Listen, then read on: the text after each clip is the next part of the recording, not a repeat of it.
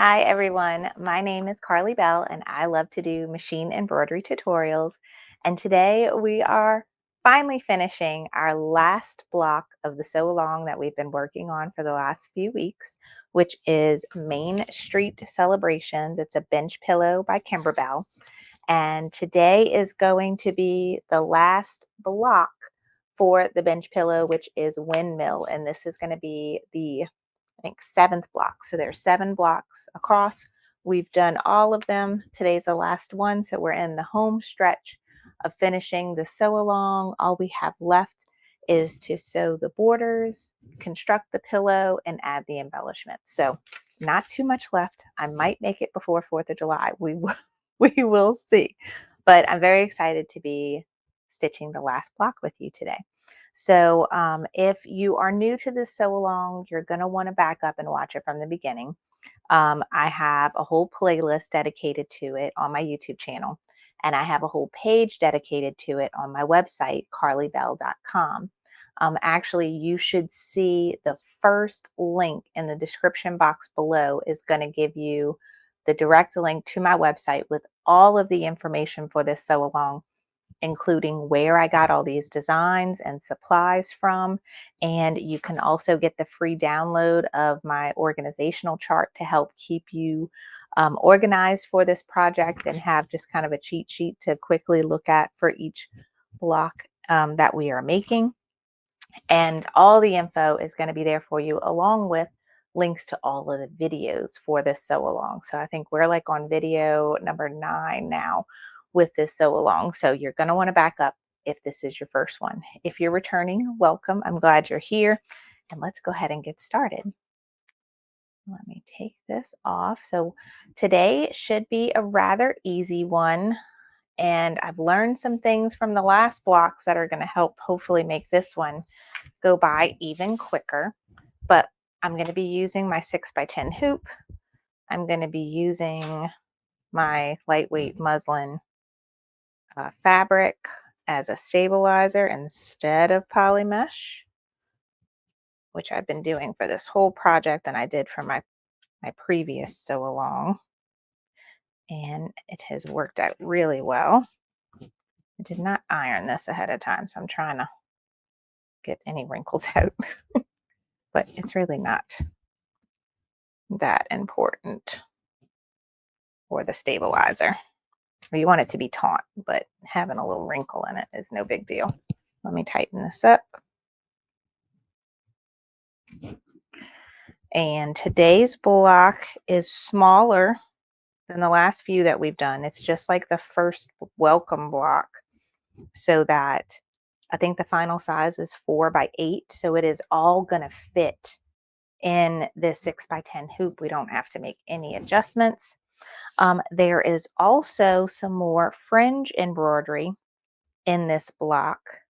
And learning my lesson from the farmhouse one, I'm going to trim them right after we stitch them. I think that's going to make it a little easier. So we're going to test that today as well. And I need to grab my envelope with my windmill block. I have everything I need in here. I think there's only one major bit of applique, and we have a little rocket with the glitter and the fringe embroidery. So that's going to be the main things for this block. So now let's go to Embrilliance because I have not put this together yet. Oops. Give me 1 second. Let me get where I'm supposed to be here. Okay, you should see my computer now. And I'm going to my files. Let me make this a little bigger. Okay, Kimberbell. I saw it somewhere. Here it is. Kimberbell, Main Street Celebrations. Now, this was my altered block when we were doing the 6x8s to fit in the 6x10 hoop, but I'm going back to 4x8 now. So I'm going to go to my background quilting, block by block, choose your format, and then we are going to look for 4x8 right here. And you can double click that and it will open in Embrilliance. And I have a 4x4 hoop open right now, so let me change that by clicking on the preference window and then scrolling till I see my 6x10 hoop, hit apply. Okay, and let me back up here so now we can see the whole hoop. So there is my background quilting, and I just need to add my design on top. So that's back to this folder and Windmill. So I'm just going to drag and drop. Okay, so everything's ready to go. I am going to delete the first 2 steps of the Windmill because those are placement and basting stitches that I don't need because I am using the background quilting. If you've not watched any of the other previous videos for the sew along, I highly recommend you watch it from the beginning because I'm going through things kind of quickly now because this is the 7th time we've done it. So if anything is confusing for you, then just go back and watch the series from the beginning and it will all make more sense. All right, so we are done now. I have my USB plugged in, so let me go to Save Stitch File As. And I named my USB Embroidery now, so it has a name when it shows up instead of saying no name. And let's see, I'm trying to keep with my same thing, so let me name it 7 and Windmill, and I have it in PES format, and let me hit save. And let me go back. It's there. Oh no, we're not even in the right spot, but I'm going to eject my USB by clicking this little eject button. And now I can safely take it off of my computer and bring it over to my machine. So let me grab that real quick.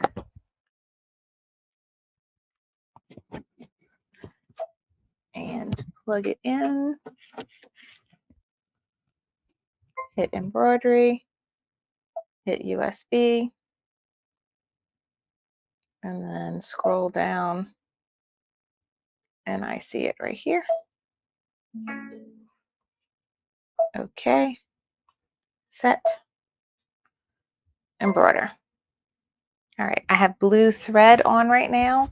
I'm just going to leave that on because our first stitch, as always, oh, you know what I forgot to do in Embrilliance? I forgot to delete some steps in the background quilting because I was so used to using my other one. So I'll just skip them on my machine. But the first step is the placement, and that is to show me right where to put my batting. And since I cut my batting to size, it's super easy to just put it right where it needs to go and use a little bit of glue to hold it in place.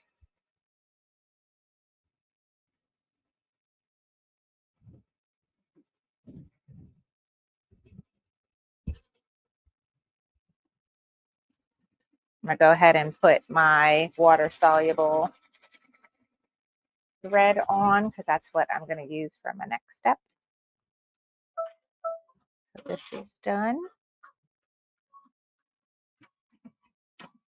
And we can go to the craft table and add the batting and background fabric.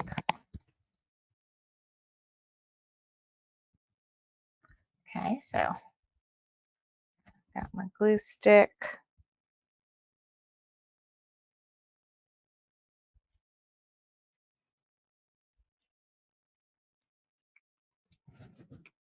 And my batting. So we'll just press that into place. And then we are eyeballing the background fabric to be somewhat in the middle here. And now we'll go back to the machine. And because I did forget to delete some steps in Embrilliance, I remembered the parts for the design, but I did not remember the parts for the background quilting. So the next step, if I didn't touch anything, is a tack down stitch for the batting. We don't need that. So I'm going to hit the needle plus minus button, and I'm going to skip 2 steps because that's tack down for batting. Then this is placement for background fabric. I don't think I need that. Now we're on basting of background fabric. And I am going to change my thread from the blue that I originally used there to my water soluble. And this just makes it super easy to remove the spacing stitch after we are all done with this block before we trim it. So let's go ahead and stitch that out. All right, so now we are ready to actually start. No, now we got to do the background quilting. So I'm going to change my water soluble off and add the white thread because that's what I've been using consistently for all of these blocks. And I have to say, I saw someone post in the Facebook group where they did a side-by-side comparison of using a blue thread for the background quilting and a white or a super light blue thread for background quilting. And it really does make the block look better to have the lighter thread. At first, I was like concerned with my thread color choice in that I thought it was a little too contrasting and it takes away from the applique designs. But when she did the darker blue thread for the background quilting, you don't see it at all. And so it's like it's not even there.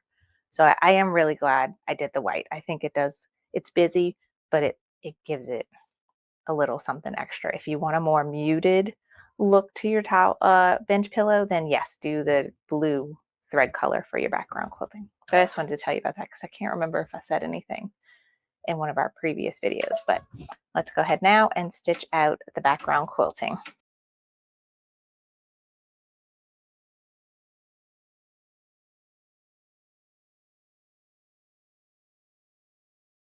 All right, so that is it for the background quilting. So we will take the white thread off now and add our like tan khaki colored thread that we've been using.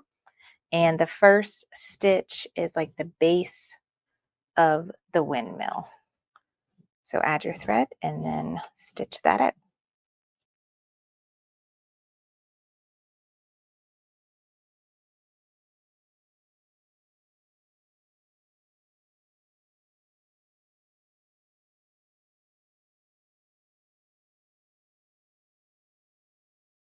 Okay, the next step we will be doing in our gray silver color, ooh, which I'm very low on, but I think I have another one. Let me go grab it real quick. I'm not going to play thread chicken today. I'll save this for when I know I have a small bit of gray to do, but I have a new spool of this exquisite thread. I just made a big thread order from Sewing Machines Plus, luckily. So I will load this gray thread and we will stitch what looks to be the foundation of the windmill.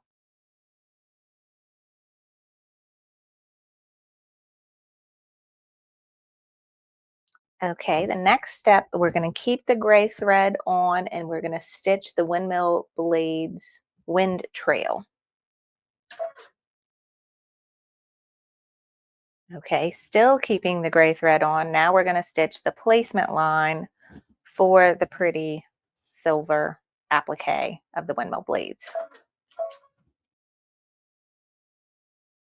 All right, and if you got the embellishment kit, you should have this pretty shiny piece of silver faux leather, and you're going to put that right on top of that placement stitch and tack it down. This is also a bean stitch finish with a raw edge. So we will trim it right after this stitch is out.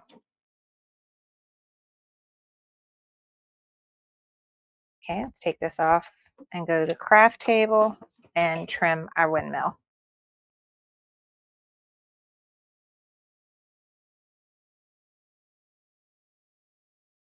All right, there is our adorable windmill. I love this shiny faux leather to use for this part of the applique. Very, very cute. All right, so we're going to put this back on the machine, and our next stitch we will do in black thread, and that is an accent on the windmill. Okay, next we're going to put on dark green thread, and that is going to be our corn husk fill. So we're getting close to the part with the fringe embroidery. So go ahead and get your bobbin ready if you don't have one already of a different color, because when we get to the corn silk part, we're going to put a bobbin in that is a different color to help us see it well on the back. But loading the green thread now and stitching the corn husk.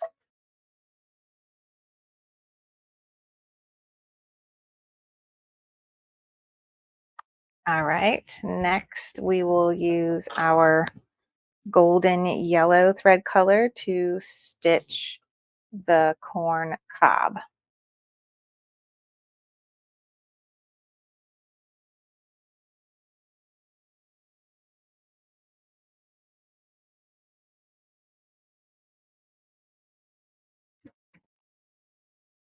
All right, now we are ready for what's going to be our fringe embroidery, and that's the white corn silk. So we are going to take our white bobbin thread out, and I'm using red. You can use any color. You just want it to be something you can see. Load my red bobbin, and then the top is white. It's another reason why we got to change, because we can't distinguish if the top and bottom are both white. It's helpful to have a different color. Oops. Okay, so I'm loading my white thread.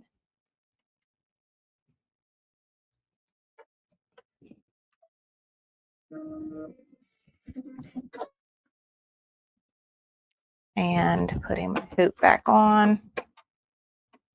And now we'll stitch the corn silk, and we're going to try this time trimming it right after.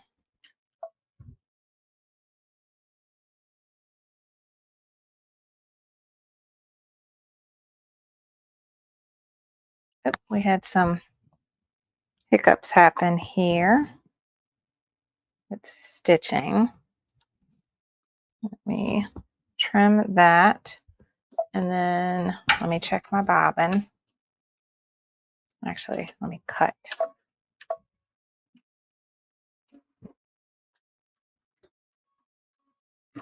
Okay, top thread is not in the needle.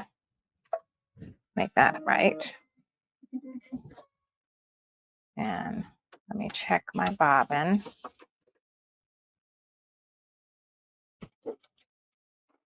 Looks to be right, but let me reload it just in case.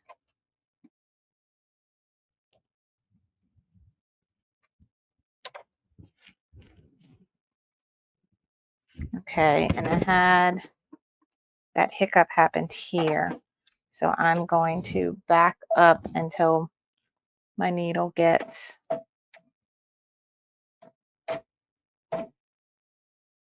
let's see, that's the beginning of that corn cob. I think I'll just go ahead and start there just to be safe. This one might be a little extra fringy.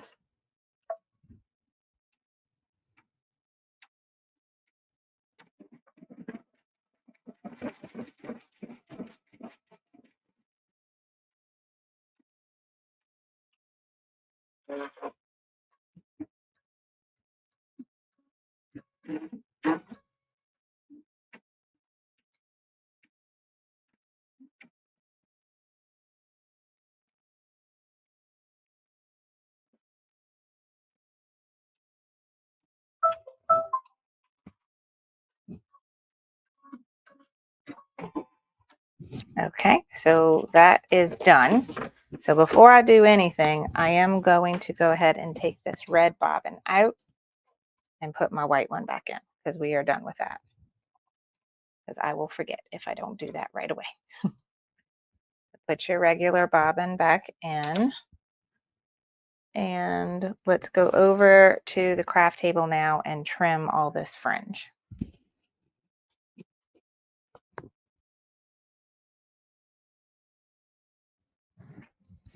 And so on the front, you can see these big wide stitches, and this was digitized specifically for fringe. And on the back, we should see all of our red bobbin thread. and we want to trim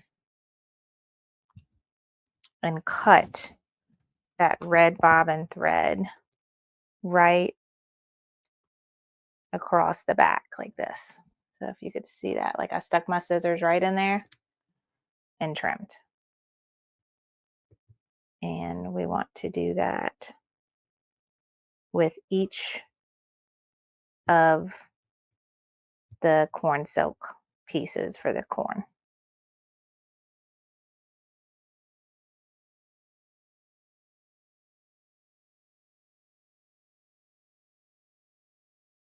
Some of these were definitely easier than others. They kind of get like go up and then tight and then up. So it's hard to get, like, definitely hard to get it across in one swoop. I thought about it at the end of this. I probably should have put my wool mat that I have that fits inside my hoops underneath this when I was doing it, so that I wasn't putting too much pressure, but it's a bit late for that now. But if you have one and you haven't started trimming it yet, do that. That will help. Okay, and now is when you would take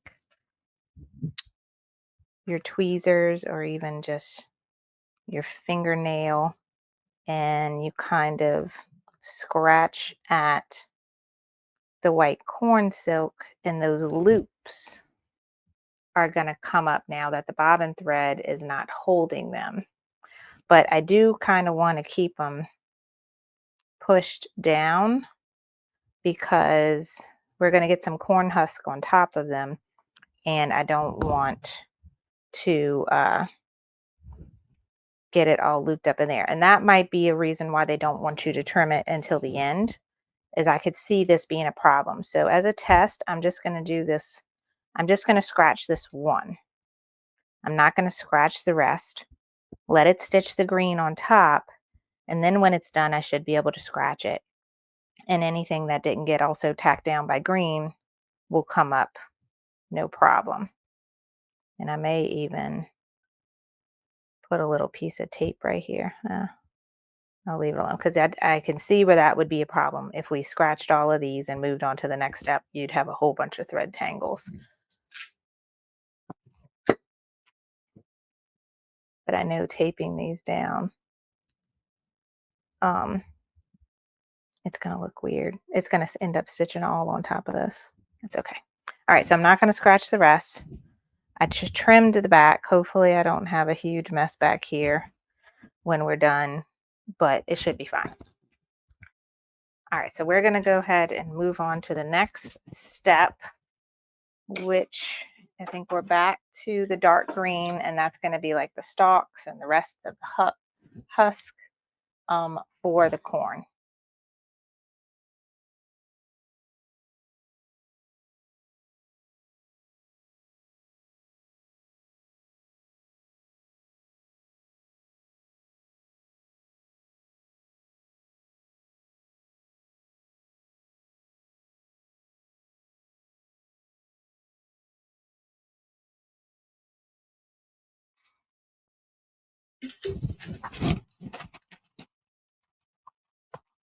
Okay, now that all that detail is done, we are going to add the light green thread for a little extra detail on the corn.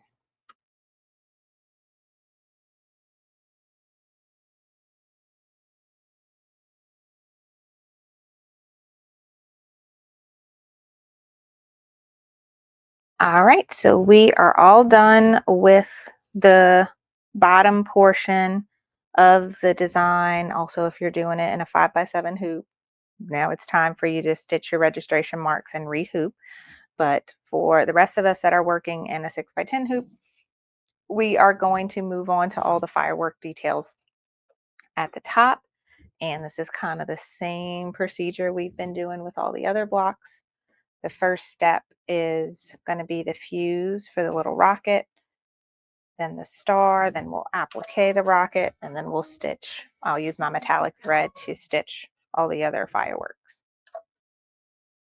Okay, so the fuse bit is done. Now we do a little white starburst at the bottom of it. Okay, we have a jump stitch I'm going to cut quickly, and I'm going to switch back to red thread, and we'll be using our white applique glitter for the body part of the rocket. So the first step of this is going to be the placement stitch. I did another one of those jump stitches, which I do not like. So I'm going to get that out of there.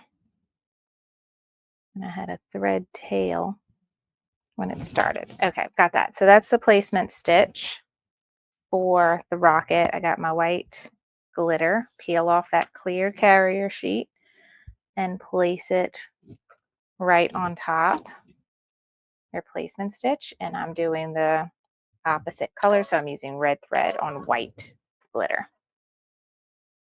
Okay, and we can trim this. I'm gonna see if I could just trim it right here at the machine, or y'all could still see, but just trimming it right around that stitch line.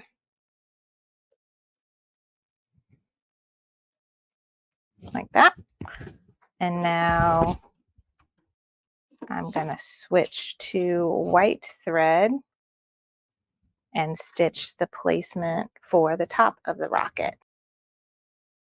Okay, got a little thread tail trimming. I got my red glitter. Again, peel that carrier sheet off.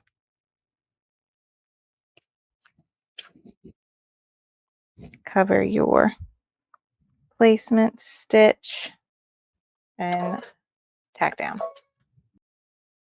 All right, I'm going to go to the craft table now to trim this one because we also want to iron it.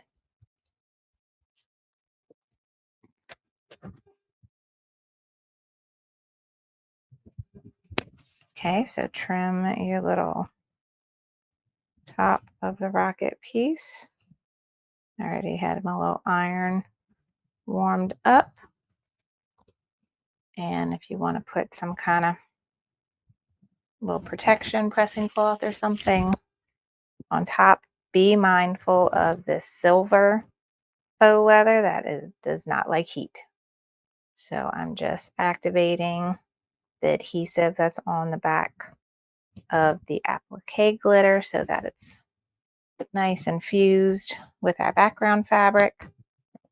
But definitely be mindful of this silver faux leather. All right, all we have left now, I believe, is the three metallic colors that I'm going to do for the fireworks. It's red, silver, then gold. And then the last step is the blue little eyelets for the fairy light. So I'm just going to let my machine stitch all those, and I'll have it in fast forward mode for y'all so it doesn't take too long to watch.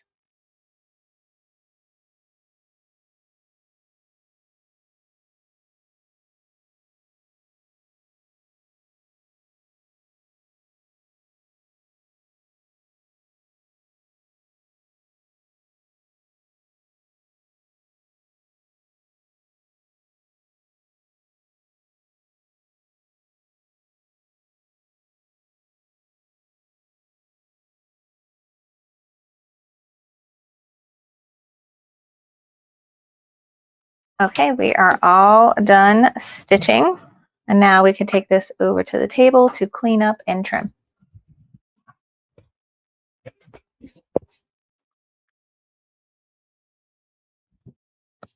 All right, so the first thing I'm gonna do is wet my water-soluble thread basting stitch and get that ready to dissolve, and then I will press the edges, being mindful of my metallic thread and my specialty embroidery leather, and keep my iron off of those spots.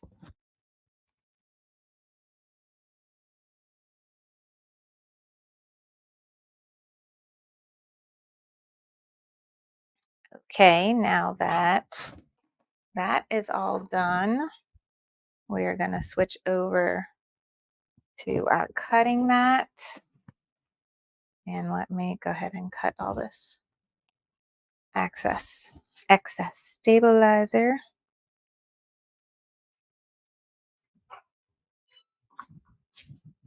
so that it will be easier to turn my cutting mat without anything hitting it. And we are going to use, I need different orange pop rulers this time because I remember for the first one we needed 2 different ones. So let me find what is the other orange pop ruler we need. According to the instructions, we need the 4.5 by 6.5 along with the 6.5 by 8.5. So I'm gonna go ahead and find. All right, so now I am more ready for this part. All right, we're gonna place the rulers with the windmill foundation 1/4 of an inch above the inner bottom edge of the larger ruler. So that is something we've been doing this whole time, where we want that to be 1/4. And let me try it from this side. On this one, I can still see the little puncture marks of my basting box. So that's going to help. I can line up that smaller ruler with those to make sure I got this centered like I want, but then make sure the bigger ruler is 1/4 of an inch from the bottom. I don't know where my little ruler is. Okay. Found my little ruler. And yes, 1/4 of an inch. Okay. Cut the left and right of the block. Do not cut the top and bottom. And that's because we are going to have both rulers in.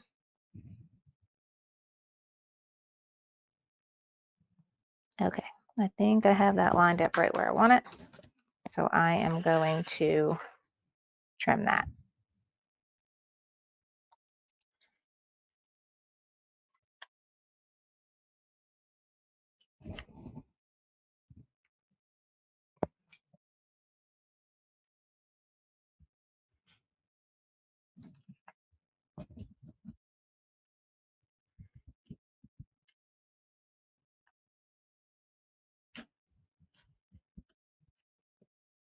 Okay, once we have those left and right done, we can pull the smaller ruler out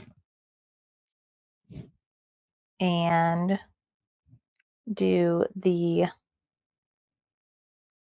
top and bottom.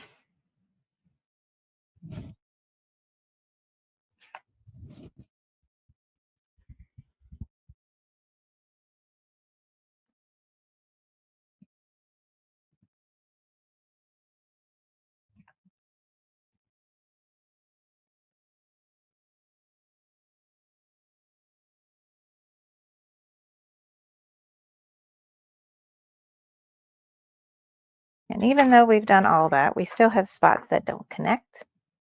So we are going to cut from those spots that we missed.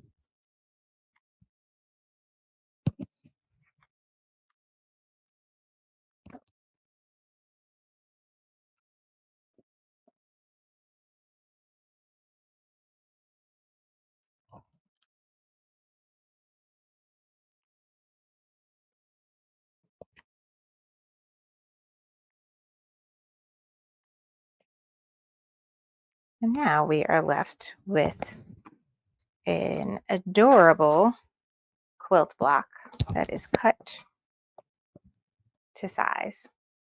How cute is that? Yay! Very, very cute. All right, everyone. So we are now officially done making all of our blocks for the Main Street Celebration bench pillow, the home stretch. It's so close. Let's see if I could get this done in the next couple days. But I hope you enjoyed today's tutorial. Oh, we forgot one thing. Now we can play with getting our fringe out. You lost your tooth? Yay, Elise lost a tooth. Say hi to everybody. Hi. Hi.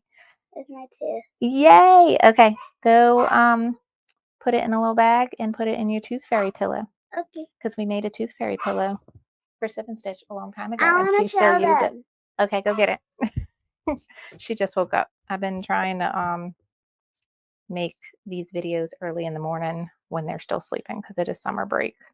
And we have been nonstop over here with just doing fun things and doing stuff around the house too. Okay. This is my tooth. Yeah, that's her tooth fairy pillow that we made for Sip and Stitch like years. And here. In there. Okay. Awesome. Yay. Okay. Go put that by your bed. Wait, let's show them your purple hair. We dyed hair last night. Wait, I have to move the camera so they can see. Yep, it's still purple.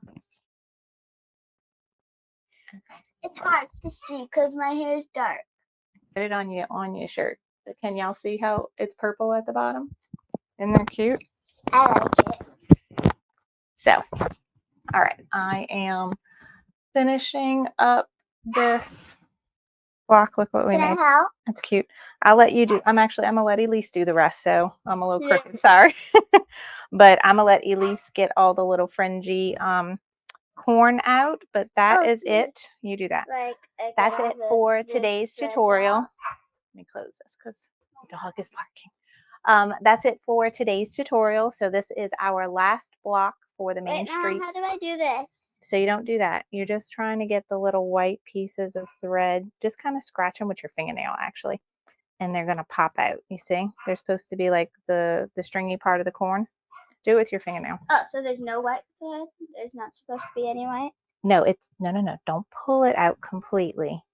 Just kind of scratch at it. And it's supposed to be loopy and look like this. So just scratch at it with your finger. Okay. Okay. So I'll let her do the rest of that. That's it for today's tutorial. Bye. And I'll be back hopefully soon with instructions on how to make the borders and then how to put everything together and add the embellishments. So I hope you all have a great day and I will see y'all next time. I found out a better way to do it.